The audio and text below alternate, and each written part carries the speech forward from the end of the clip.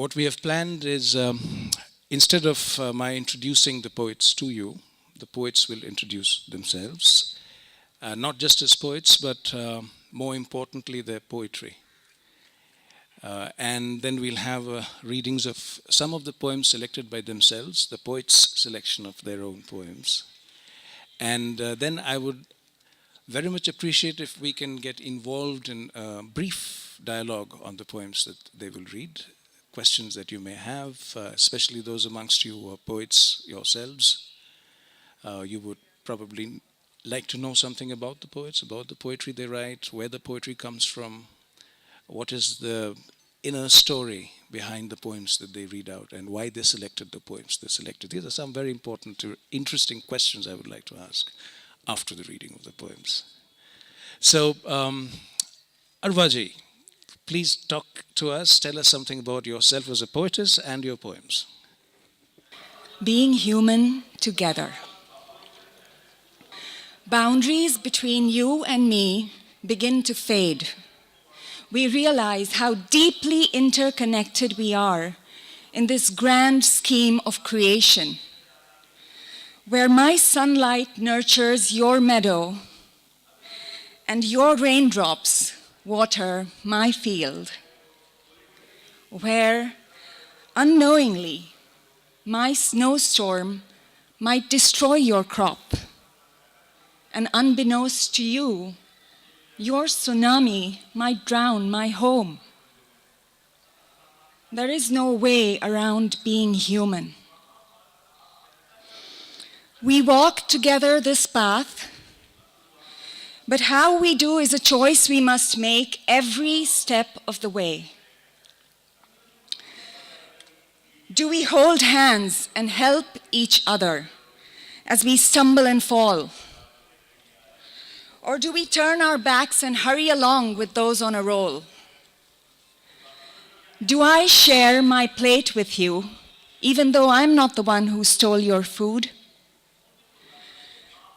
Do you give me shelter under your wing when I am thrown out in the cold by no fault of your own? Matters of the heart and spirit wrestle with those of the physical world, a world built on the illusion of separation. You, me, we, them. In the end, all of us become the earth that knows not black from brown, nor joy from sorrow, nor weak from strong. And yet, we live in bubbles of isolation, as though your and my victories and hardships are exclusive to each one, when the truth is that every breath we take ripples itself into the other. The air that finds its way inside your lungs is the same air that keeps me alive. The soul that keeps your heart beating is the same one that heals me when my heart breaks. Thank you. Before I move on to the next one, I will share in between the longer poems a few really short ones, just 3 or 4 lines. I run into the wilderness, my heart open wide. I run into the wilderness, my heart open wide. Wild embraces wild. A numbness wraps itself around me. I curl up inside it like a caterpillar in a cocoon, not waiting, not wanting to break free until I am certain I have wings to fly.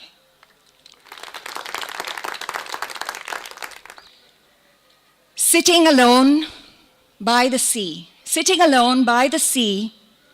I wonder why this salty wetness on my cheeks. This next poem is called Having Tea with My Demons.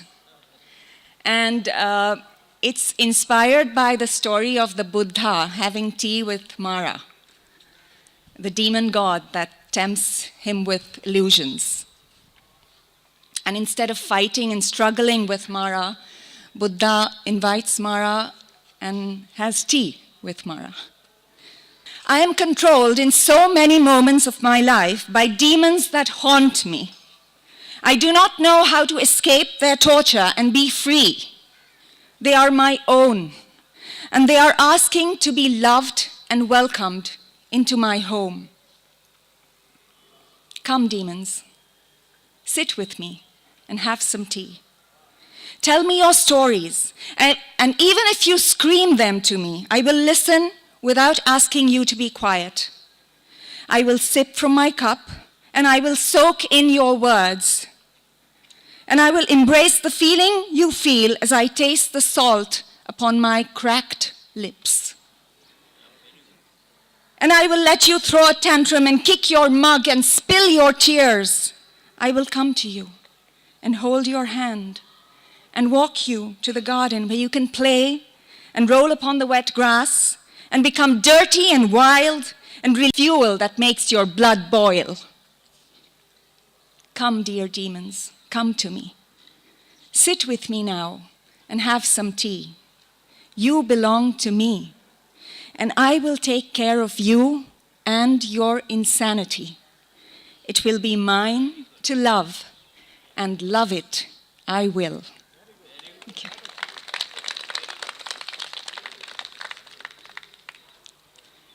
A couple of short ones now.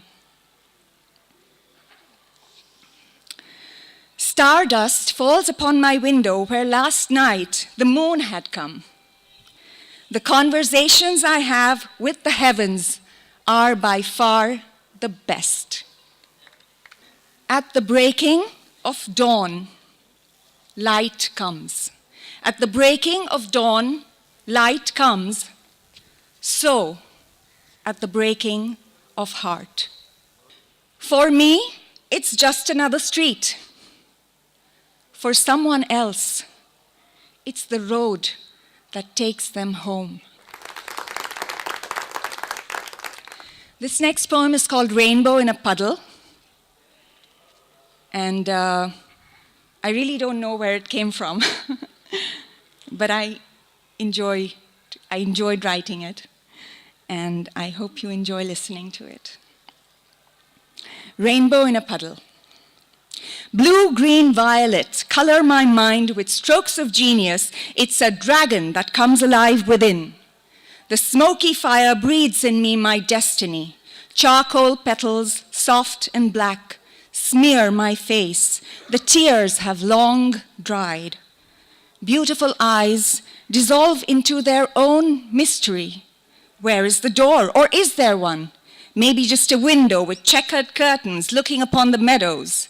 Yellow sunlight pouring into my coffee cup. I sip. I smile to think of all the joys that overflow and spill into my life. Sounds of laughter echo deep inside the well of wishful memories. Buckets and buckets of broken dreams. The world spins, and with it, my mind. This last poem is... I like to see it as a poem of hope, and it's called Lightness. Feather away the heaviness that burdens you. Let the hollowness of birds' bones find itself in the fullness of your substance. Let wonder be the wind that lifts your wings, and humility the flutter that carries you forward and upward. To a place that is beyond, yet right here, right now. The coming alive is in this moment, whence the breath that comes and goes from the deepest part of you reaches the farthest edges of the rays of sun that pool into a space of moonless beams and silver linings, touching the beautiful pink clouds that float upon the horizon of nothingness and serenade the coming and going of life. Thank you very much. Thank you. Professor Mohammed Hassan, may I please now ask you to tell us something about yourself and your poetry. A little more about your poetry than yourself. Needle. God lives in my ambit, a warrior's sword. He decides to create or kill, defend or expose.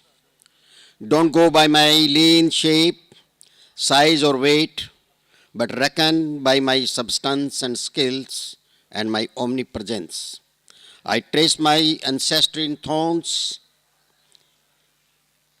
beaks, hollowing tree trunks, weaving a tapestry of silk for tiny homes or tree tops. I render shape and grace to all that makes life, to make jute hold grain, flowers bloom to my dance on Kashmiri shawl and kasab. Remember how careful you are holding me in a hand or teeth. I test your patience hiding in hay, and I slip on floor or in quilt. You fear a friend at home, hiding to give a terrible slip. Imagine how you tiptoe like a Shiva in measured dance, terrifying all, fearing on prowl fanged tip. Together as twin sisters, Thimble and I, darning holes, fixing buttons, weaving smiles and tears, reliving nightmares and dreams. I can tell age from agility by how a child and aged one holds, looks, aims, and pulls through. A silk thread through my hole. Can you hold and aim? Coordinate eyes and fingers, hole and thread? Doctors know what you need. Mishandle me, you bleed. You deftly, yet deftly, you succeed. Tridents, spears, and swords, my melancholic manifestations, syringes, nibs, and hoes, my better selves in divine hand, still in noble roles. I am both noun and verb. Your hand commands my role. A noun, I dutifully follow my handless order. I pierce, stitch, knit, and mend, remove thorns from flesh, and plant diamonds in nose and lobes. As a verb, I am at my venomous worst. Peace loses sleep, friends get estranged, hearts are broken, homes are divided, worlds ravaged, nations wage war. Next poem is These Are Not Cobwebs. There are small things in our life and we trash them away and they lie in corner, but these are the cobwebs. These are not cobwebs. These are not just cobwebs brooms can remove. These are not backyard bushes we can cut and burn. These are not useless things we can throw in garbage bins. These are like nightmares that never leave. These are like lightning charred groves, trees turned into ashen stumps. These are like steel nails growing inside. These are like first slap engraved on a newlywed's cheek, heart and mind.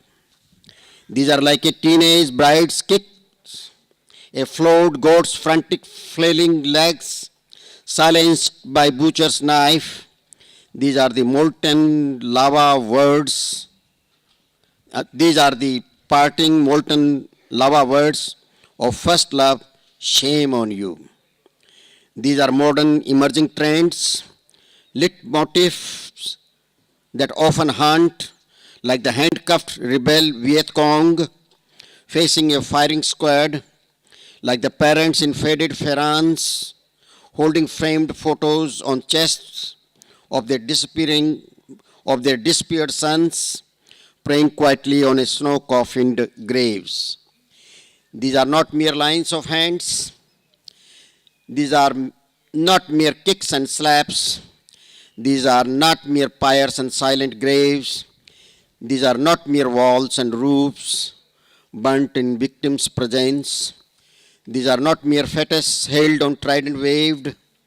Many worlds are entangled in them, like a white pigeon's neck, blood oozing, trapped in Chinese kite string. Plots within plot. This is our garden lawn. The lawn was an orchard. The orchard was a jungle where lived beasts and savage clans. Beasts have become trophies. Savages, now severely tamed, have become machines and domestic things. Trees have become grasses and orchards glass houses. So these are plots within plot. Our daughter raised these plants. Then they seemed her only plants. Now she has a new home on the far-off Pacific shore. Plants don't have feet. They have only hands. In distress they sway like orphans whose mother was taken away. Their leaves often tremble when a plaintive manna sings. When they miss her, in the nights they quietly cry. In the morning, to cheer us up, they explode in smiles, but their dewy tears they can hardly hide. My great grandfather and mother shared the same caste gene pool. They plowed our ancestral land, raising cotton, mustard, and wheat. My grandfather, an audacious Jat, chasing a wild dream, jumped into a turbulent stream. He went to high school, eloped with a Sikh. My father chose a new orbit, studied in Delhi. Daredevil that he was, married a pretty Muslim. They're all different, at times difficult, but fair, firm in convictions. They ate coarse meals, threshed cotton balls, spun yarn, wove fine fabrics. They made this large, wonderful wonder quilt a heritage of how they lived. My mother bequeathed it with its medley of irregular pieces of rainbow-themed cotton and silk, a collage of their times and tempers. Some are plain pieces. Some have hand-blocked prints. Some are deeply dyed, and some in laughter. Some are yet undecipherable. Someone patted the cotton swell. Someone smoothed and stitched. In the cold, I wrap it around like my arms around my mother and sister, listening to them tell our homestead tales, sipping our farmhouse milk. Son, it's not a mere quilt. It's a tapestry, fabric of family history, made and remade, darned and washed in tears, sweat, and blood. So Professor Hassan's request for me to read a poem of his, glad to do that. It's a poem called Scissors. We shared so many things, sipping tea from kettle and cups, looking into the same mirror, walking in and out together, hand in hand through the same door. From the same window, yes, hand in hand, neck pressed to neck. We shared rains falling on window panes. We shared the blooms in our garden, the birds flying in the skies, how butterflies danced over petals, how hopes throbbed in our hearts. Lying hand in hand on golden dunes, staring at the bejeweled sky, drifting moon and the North Star, we imagined many a universe. We shared all that, believing we were part of them, yet radiant in our own cosmic glow. That was bliss. That was morning dew. Then that was honey in our jar. Alas, sun rises, dew melts, bliss turns blister. Spring becomes scorching summer, and autumn freezing zone. Honey becomes hemlock, war erupts in wedlock. Staring at a drizzling, humongous cloud from separate bedroom windows, now we shred so many things like two blades of scissors between our thumbs and fingers, sharpened by indifference and distrust, hinged by rusted screw of a shared past. There's a huge temptation to introduce him, but I will not. Parikshit will introduce himself, and again, a bit more than himself, his poetry. Thank you. I thank all of you for coming and gracing the occasion. This is a new initiative from Kavya to bring new talent to the front and mentor them and help them develop all national languages, and this is one of our early steps. We are learning along the way, figuring things out. Without further ado, I shall just read and see if that is an introduction. So these are Radha's Geet. Radha ji is saying things to Krishna, and different moods, different flavors, different aspects of her personality come out. So she got upset with Sri Krishna.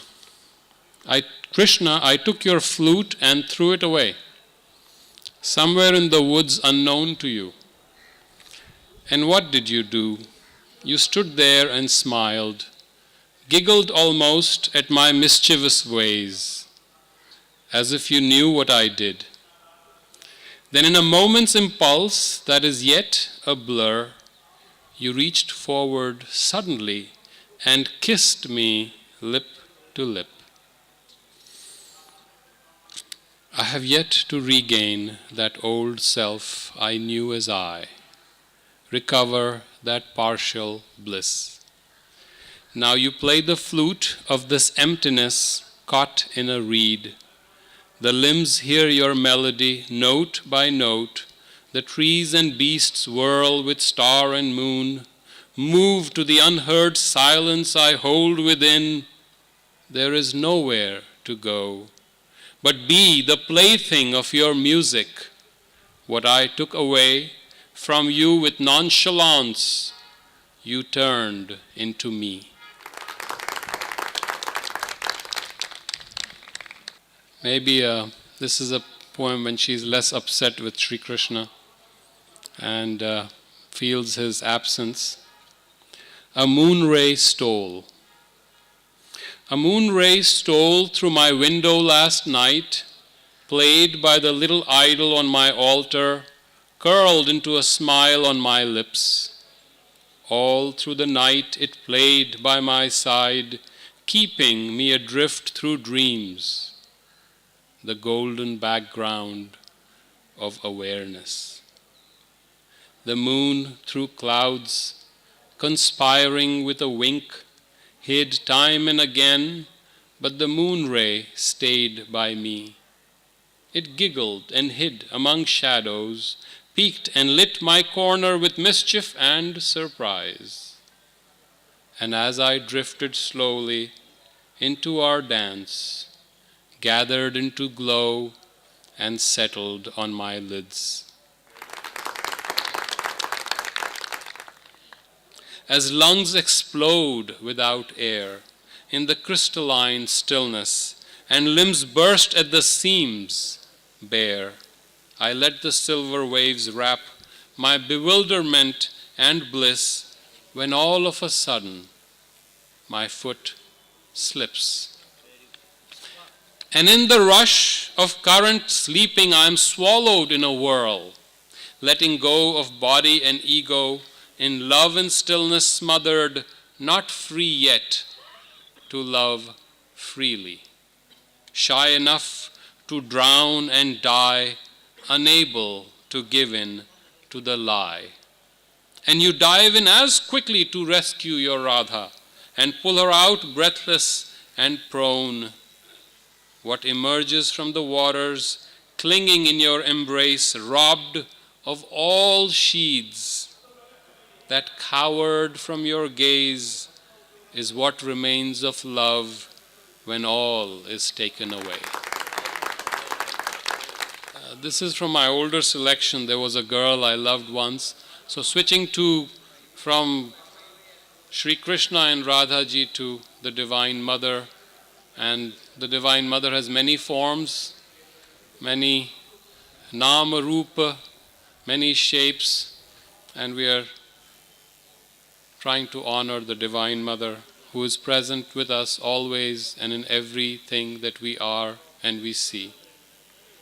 All universe is only a moment, and the moment is now.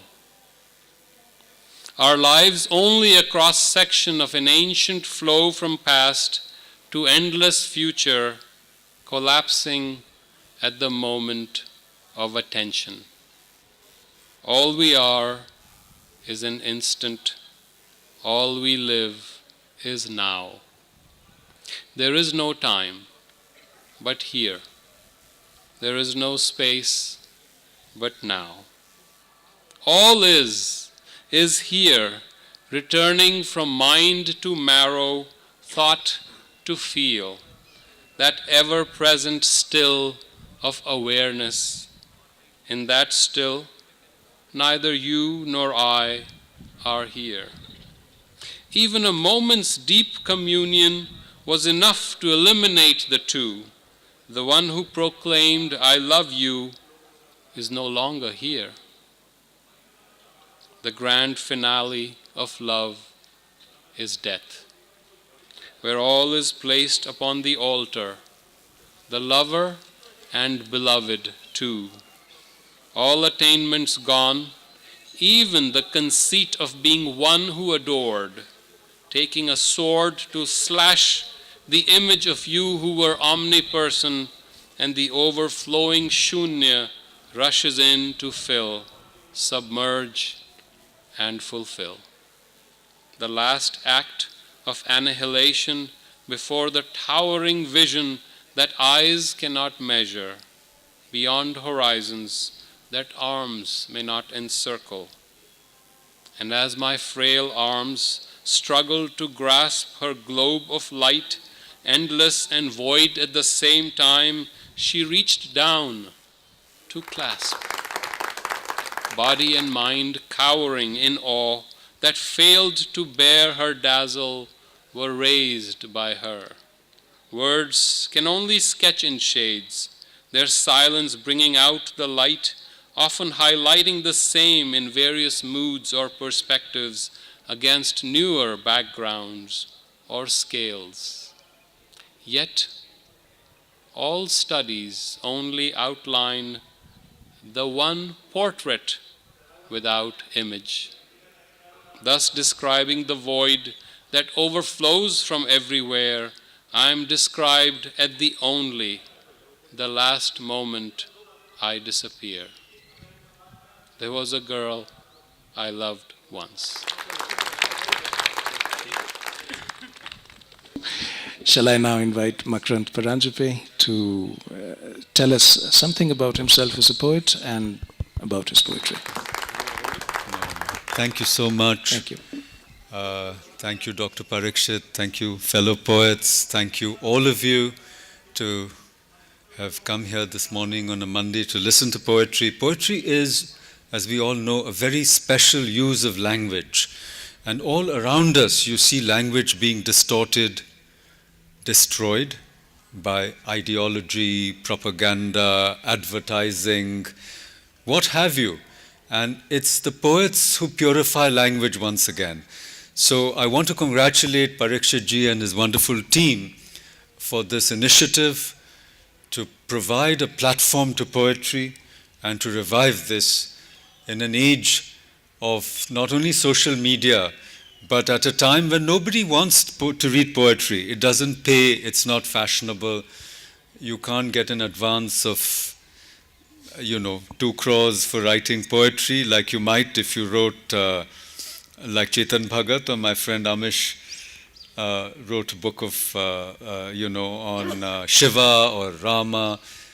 fantasy fiction, you'll get a lot of money, but for poetry, you'll get nothing. So thank you. And I was asked by my dear friend Partho to say a few words about myself and my own journey as a poet.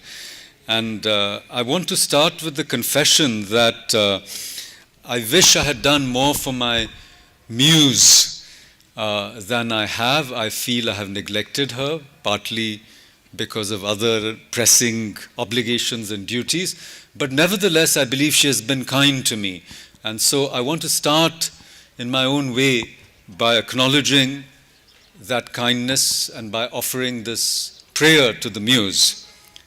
Remover of the darkness within, bolt of sheer lightning, I seek refuge in your radiant being. Aim, Aim.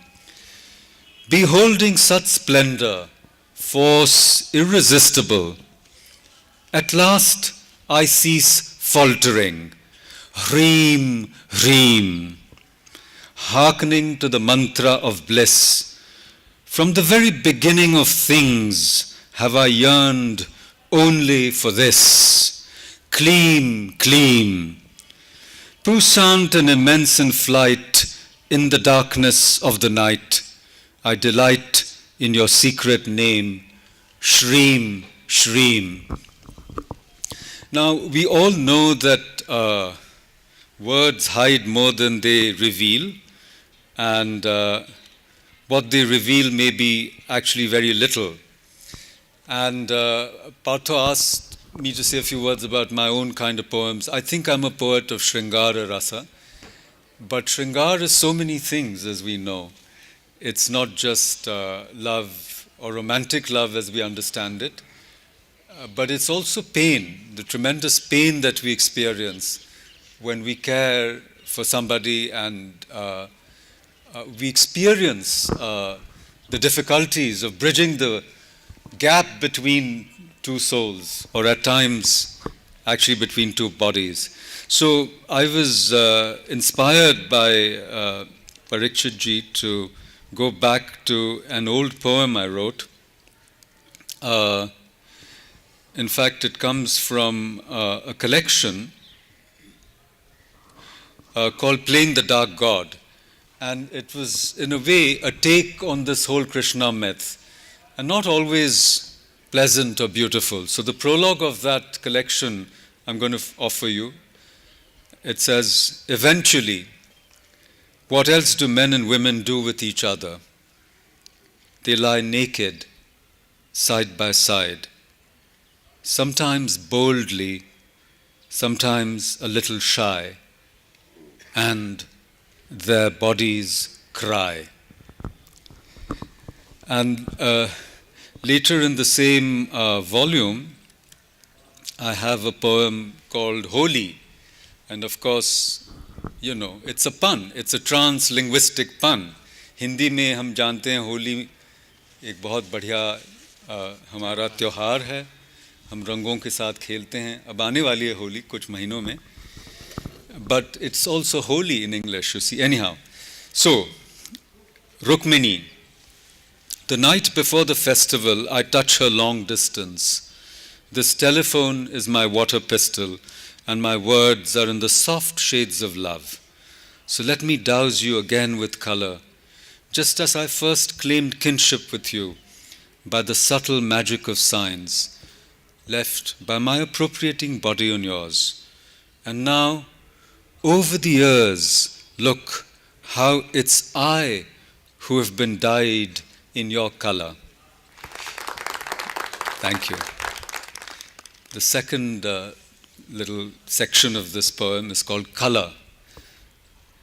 In the morning, I stop at the crossroads and pick up the primary colors of life, red, blue, and green from the street vendor.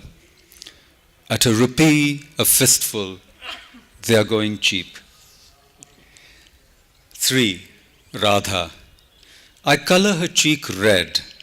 She leaves her mark on my forehead. In an impulsive gesture, I bend low to touch her feet. He's mad, she says, but her eyes are full of color. Satyabhama, thank you. 4. Satyabhama.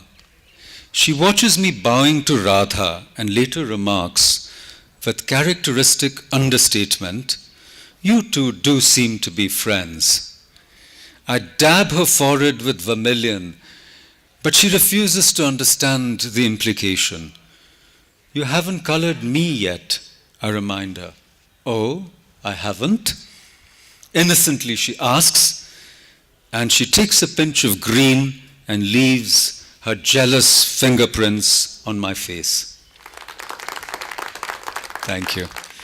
This is the last, ये आखिरी कड़ी है इस कविता की. It's called The End of Color. In the afternoon, I wash my face, change. I take off the colored garments. When by myself, I prefer to be colorless.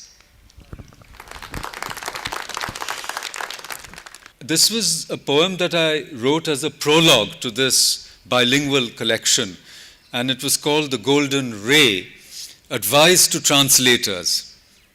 In the harsh glare of the midday sun, like now, in the harsh glare of the midday sun, the vision vanishes. When he was stricken, it seemed so real. It arose as if to the soft brush of her hair, her large deep eyes locked into his, so intense but shy, bewildered and beseeching. "Oh," he exclaimed, "what is this? Is this starting up again? The feather of the dawn stroking him to awakening, or the muse's kiss?" But like the mist evaporating in the heat, it was gone, his fancy, and with it his faith. So suddenly, when she writes back the very next day, though he least expects it, his heart races. Yes, he wants to say, translating poetry won't be easy.